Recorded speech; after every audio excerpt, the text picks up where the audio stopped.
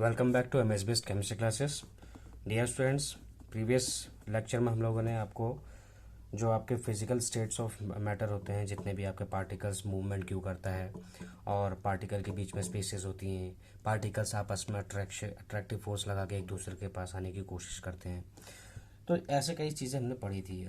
तो आज हम जो है उस टॉपिक को नया टॉपिक स्टार्ट करते हैं। उस टॉपिक को का कंसेप्ट लेते हुए आज का जो टॉपिक है वो है आपका states of matter. Okay, states of matter. और ये जो है आप शायद काफ़ी समय से आप इसके बारे में पढ़ते आए होंगे। कभी अगर आपने सुना हो अपने 8th क्लासेस में, तो आपको पता होगा कि स्टेट्स ऑफ मैटर होता क्या है। हमारे आसपास कई सारी चीज़ें होती हैं, हम ऑब्जर्व करते हैं डे टू डे लाइफ में। कुछ चीज़ें होती हैं जो सॉलिड होती हैं, कुछ चीज़ें होती हैं जो लिक्विड होती हैं, और कुछ ऐसी चीज़ें होती हैं जो गैस रूप में एग्जिस्ट करती है। तो आपके पास 3 स्टेट्स ऑफ मैटर आप जानते हैं। Okay, recently 2 state of matters में और ऐड किए गए हैं। एक इसको बोला जाता है प्लाज्मा, और दूसरा जो उसका बोला जाता है बोस आइंस्टाइन कंडेंसेट, मतलब BEC इसको शॉर्ट में बोला जाता है। तो ये फर्दर चौथा और पांचवा स्टेट है आपका स्टेट्स ऑफ मैटर का। ठीक है, पहला, दूसरा, तीसरा, इस तरीके से चौथा, पांचवा। हम लोग धीरे धीरे करके एक एक करके इनकी स्टडीज आगे को कंटिन्यू करेंगे। आज जो हम पढ़ने वाले हैं वो है आपका सॉलिड स्टेट। सॉलिड स्टेट के बारे में थोड़ा बहुत हम देखने वाले हैं स्टेट्स ऑफ मैटर में। आप हायर क्लासेस में जाएंगे तो इसके ऊपर पूरा एक चैप्टर भी है आपका 12th क्लासेस में, बट आपको भी वहाँ नहीं जाना है। आपको सिर्फ अपने सॉलिड स्टेट के ऊपर कन्फाइंड रहना है, जो आपका 10th क्लास 9th के अकॉर्डिंग जो आपका सिलेबस में है। ओके, सॉलिड स्टेट होता क्या है एक्चुअली? सॉलिड स्टेट का मतलब क्या है, इसको समझने के लिए हम कुछ एग्जांपल्स लेते हैं। देखिए, आपके पास कोई पेन हो या आपके पास कुछ भी हो, जैसे बुक हो गई, या फिर आपके पास निडल हो गया, या आपके पास वुड पीस हो गया, छोटी सी लकड़ी का कोई टुकड़ा हो गया। आप क्या करें, सभी को एक एक करके, जैसे आपके पास यहाँ पर एक आपने पेन रखी हुई है। ओके, इस पेन का शेप आप बनाने की कोशिश करें, और उसका शेप अब आप कुछ बनाएंगे तो कुछ ऐसा आएगा। ऐसे ही आपके पास एक बुक रखी हुई है इस तरीके से, और इस बुक को आप क्या करने की कोशिश करें, इसका डायग्राम बनाने की कोशिश करेंगे इसके ऊपर रख के, तो बाहर से इसका जो आउटलाइन होगा कुछ इस तरीके से बनेगा ये बुक का। ओके, इसी तरीके से निडल का करेंगे। फॉर एग्जाम्पल निडल ये है तो निडल का सीधा आएगा। ये आपको सिर्फ एग्जांपल्स के तौर पर समझाया जा रहा है कि इससे रिलेटेड कुछ चीज़ें आपको समझानी है। फॉर एग्जांपल आपके यहाँ से वुड पीस है तो उसका डायग्राम भी कुछ इस तरीके से बन के आएगा। अब यहाँ पर ये एग्जांपल देने का एक मात्र आपको मोटो ये था कि आपको ये चीज़ समझ में आए कि क्या जो आपके इर्द गिर्द ये चीज़ें हैं, क्या इनका जो एक डेफिनेट शेप है, क्या इनकी कोई डिस्टिंक्ट बाउंड्री है, क्या इनका वॉल्यूम फिक्स है, क्या ऐसी हैं ये वस्तुएं जो आपको दिख रही हैं आपके आसपास, जिस चीज़ का आपने एग्जांपल लिया है अभी। तो पहला इसमें आपको जो ऑब्जर्व करना है, ठीक है, ये आपके लिए एक एक्टिविटी है। तो आपको जो पहली चीज़ ऑब्जर्व करनी है, उसमें क्या ऑब्जर्व करनी है, आप क्या करें, पहले इनका ये पता करें कि क्या इनका शेप जो होता है वो डेफिनेट होता है या नहीं, क्या इनकी बाउंड्रीज डिस्टिंक्ट होती हैं या नहीं। ओके, और इसके अलावा क्या इनका जो वॉल्यूम होता है वो फिक्स्ड होता है या नहीं। पहला तो आपको इस एक्टिविटी से ये समझना पड़ेगा। दूसरा जो क्वेश्चन है कि क्या हो, व्हाट हैपन, क्या होगा अगर मैं हथौड़ा मार दूं इन चीज़ों में, हैमर कर दूं इसको, या इनको खींचना शुरू कर दूं, पुल करना शुरू कर दूं। ओके, या मैं क्या करूं, इसको गिरा दूं, ड्रॉप कर दूं। तो ऐसे केस में क्या होगा ये भी आपको समझना है। आपने इससे पहले एक टॉपिक पढ़ा था जिसमें आपने डिफ्यूज़न पढ़ा था। उस डिफ्यूज़न का मतलब आपको हमने क्या समझाया था कि कोई एक मटेरियल है, दूसरा मटेरियल है, इस मटेरियल के जितने भी पार्टिकल्स होते हैं और इस मटेरियल्स के जितने भी पार्टिकल्स होते हैं, इनके बीच में जो स्पेसेस होते हैं वो एक दूसरे की स्पेसेस के बीच में जाके एडजस्ट हो जाते हैं। ये आप डिफ्यूज़न बता रहे थे इसको। ओके, तो डिफ्यूज़न प्रोसेस जब ऐसी हो रही होती है तो वही डिफ्यूज़न प्रोसेस अब यहाँ पे क्या दिखेगी, जब मैं इसको हैमर्ड करूँगा या इसको खींचूंगा या इसको गिराने की कोशिश करूँगा। तो क्या ऐसे केसेस में जो ये आपको सब्सटेंसेस दिख रहे हैं, इनके जो पार्टिकल्स होंगे आपस में आकर एक दूसरे के अंदर डिफ्यूज़ होने की कोशिश करेंगे? तो बताइए, will they diffuse? Into each other, क्या ये एक दूसरे में डिफ्यूज़ करेंगे? ये भी आपको इसमें ऑब्जर्व करना है।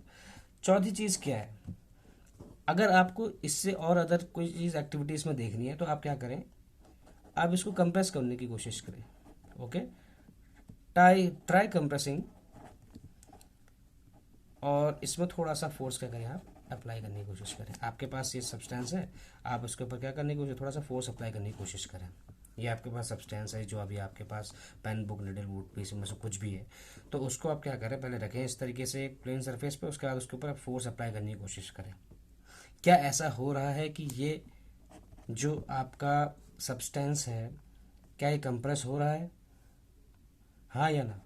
Is it able to compress? क्या हम इन सभी सब्सटेंसेस को कंप्रेस कर पा रहे हैं? ओके, हमें इन सभी का जवाब चाहिए। तो कैसे होगा? एक्चुअली हम जानते हैं कि सॉलिड स्टेट में क्या होता है, उसकी जो कंप्रेसिबिलिटी होती है, कंप्रेसिबिलिटी का मतलब क्या होता है, आप उसको पहले यहाँ समझिए। कंप्रेसिबिलिटी का मतलब होता है, जैसे आपके पास एक सॉलिड है, सॉलिड में पार्टिकल्स आपस में एक दूसरे के साथ इस तरीके से अटैच्ड होते हैं, क्लोजली पैक्ड होते हैं, और क्लोजली पैक्ड होने की वजह से सॉलिड में जो स्पेसेस होते हैं बहुत कम रह जाती हैं। तो ऐसे में जब क्या होता है, कोई भी दूसरे सरफेस इसके ऊपर अगर अपनी लेयर बनाने की कोशिश करेगा तो इनके बीच में स्पेस न कम होने की वजह से ये अब और ज़्यादा कंप्रेस नहीं हो सकते हैं, can not compressed further. Okay, इनको और ज़्यादा दबाया नहीं जा सकता।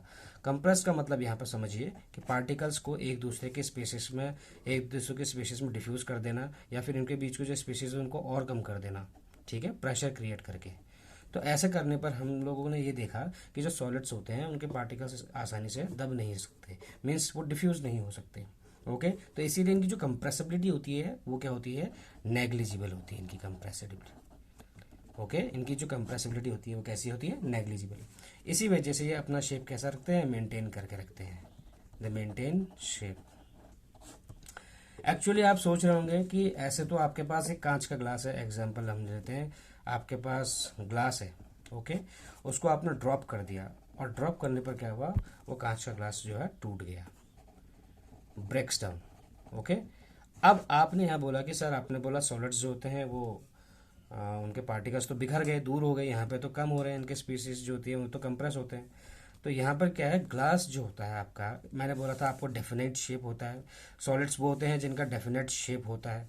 अब वो ऐसा क्यों, क्योंकि आपने यहाँ पे एक्टिविटी में देखा कि ये पेन, बुक, निडल या वुड पीस का जब आपने आउटलाइन बनाया तो इससे ये पता चला कि ये आउटलाइन हर बार एक जैसा आ रहा है, इसका मतलब एक शेप इसका डेफिनेट है, और इसकी जो बाउंड्री है हमेशा इसी तरीके से बन के आ रही है, डिस्टिंक्ट बाउंड्री है इसकी कुछ ना कुछ, और इसका जो वॉल्यूम है जैसा पहले था वैसे ही बाद में भी रहा। और इसको कंप्रेस करने पर यह पता चला कि हम इसको कंप्रेस नहीं कर सकते क्योंकि वो कैसा होता है, नेग्लिजिबल होता है। Why is it so? क्योंकि सॉलिड्स के पार्टिकल आपस में बहुत क्लोजली पैक्ड होते हैं, तो इसीलिए सॉलिड की जो प्रॉपर्टी होती है, दे आर क्लोजली पैक्ड।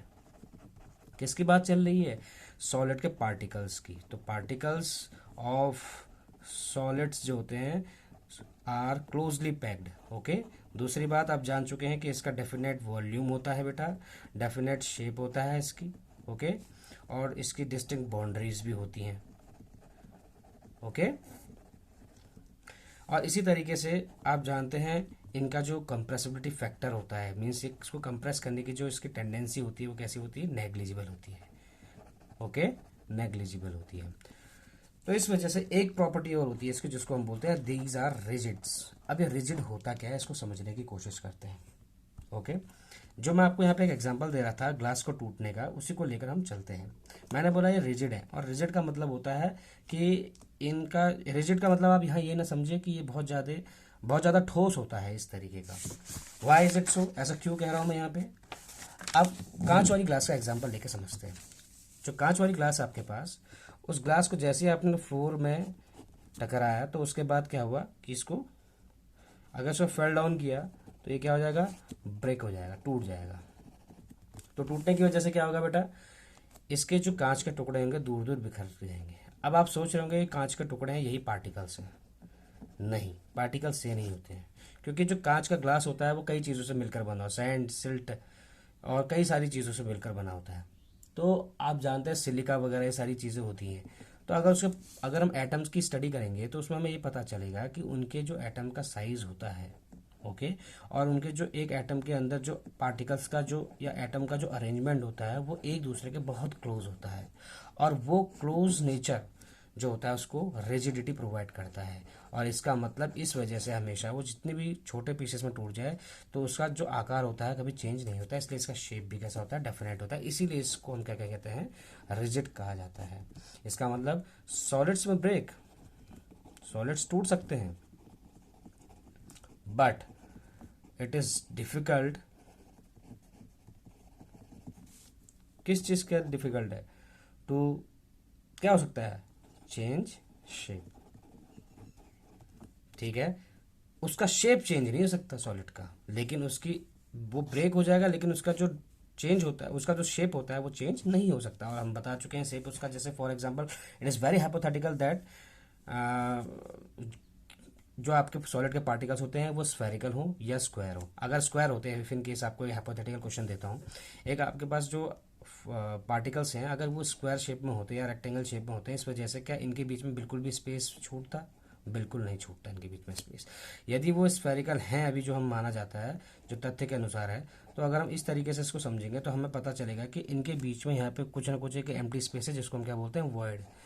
तो इट इज़ वेरी हाइपोथेटिकल, ये प्रैक्टिकली पॉसिबल नहीं है। और यदि ऐसा हो जाए तो एक कंप्लीट, जैसे बोला जाता है ना, एक आइडियल सॉल्यूशन, तो कंप्लीट आइडियल सॉलिड कहलाएगा फिर वो, क्योंकि आइडियल सॉलिड कोई भी चीज़ नहीं होती, क्योंकि हर किसी के बीच में कुछ ना कुछ क्या होगा, स्पेस ज़रूर होगा।